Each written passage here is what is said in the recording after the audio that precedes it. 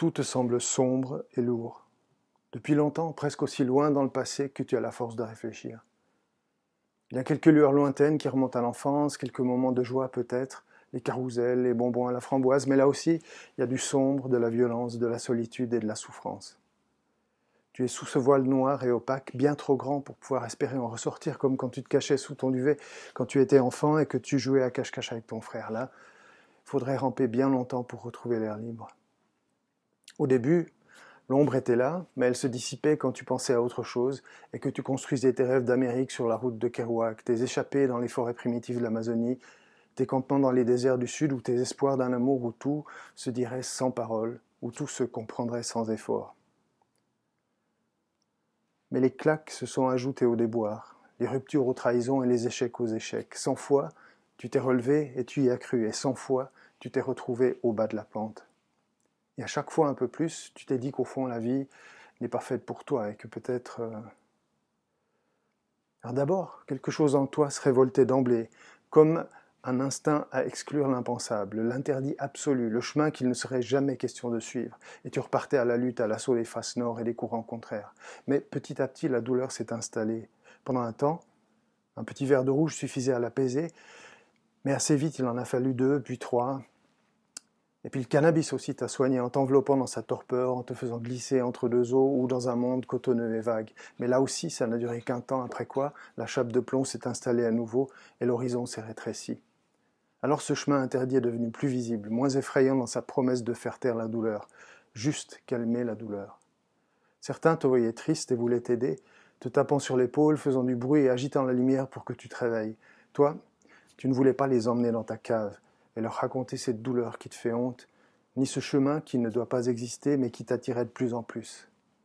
Peut-être aurait-il fallu que tu puisses parler de ça, mais tu sentais leur peur de ce noir trop noir et tu jouais le jeu pour qu'ils s'en aillent, de peur peut-être de les contaminer. Alors tu t'es progressivement aventuré sur cette route. L'idée est devenue petit à petit plus claire et moins impossible. Tu as commencé à réfléchir à comment faire taire cette douleur. Pas forcément quitter la vie, mais faire taire cette douleur de manière concrète, très concrète.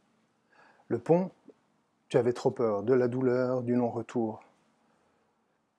Ton prof s'est inquiété que ton travail de bachelor n'avance plus et t'a trouvé sombre et désabusé. Il t'a semblé qu'il tournait autour du pot, tu voyais qu'il sentait bien que le chemin t'attirait, mais c'est comme s'il n'osait pas le regarder. S'il t'avait franchement demandé si tu voulais en finir, si tu avais pensé au suicide, ça t'aurait au fond soulagé. Comme s'il aurait alors montré qu'il mesurait la réalité de la douleur et comprenait qu'elle était telle qu'il y avait de quoi penser à en finir. Mais comme le ballon de basket qui tourne un moment sur l'anneau puis retombe à l'extérieur, il a finalement évité la question. Alors maintenant, tu vois le pont au bout du chemin, tu y penses souvent et tu te dis qu'il te faudra juste boire un bon coup pour te donner le courage.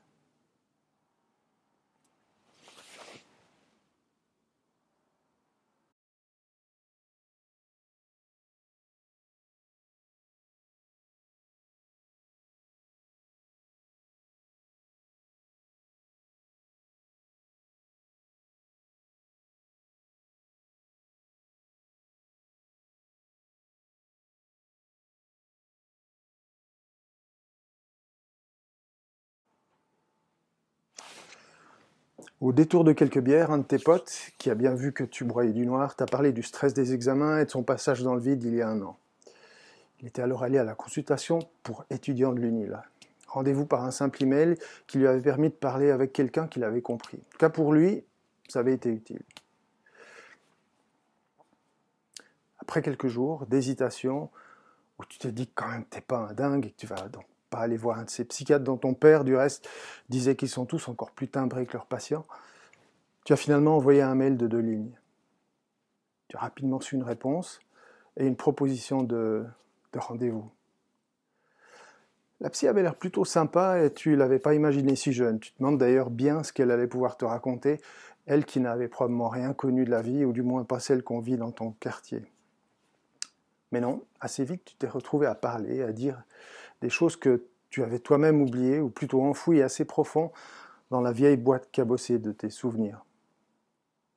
En plus, elle ne semblait pas avoir peur du silence, donc tu pouvais laisser venir tranquillement les choses, et finalement, moins tendu et bien calé au fond de ton siège, tu as pu lui dire que tu étais à bout.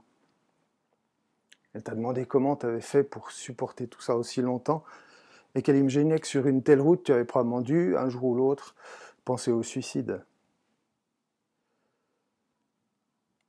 Tu as répondu que oui, mais que de toute manière, tu avais déjà tout essayé, sillonné l'entier de ta carte mentale dans tous les sens, sans jamais trouver un chemin, et que c'était donc pas la peine de repasser par ces ornières. Mais elle t'a dit que quand on est sous l'eau, on ne peut pas faire le point ni y voir clair. Et quand elle a compris que tu avais un plan, que tu étais déjà allé repérer le pont, et que tu n'attendais plus que l'occasion de boire un bon coup pour te donner du courage, elle t'a convaincu que tu devais te mettre à l'abri. Quelques jours, tu es à l'hôpital. Pas si mal au fond.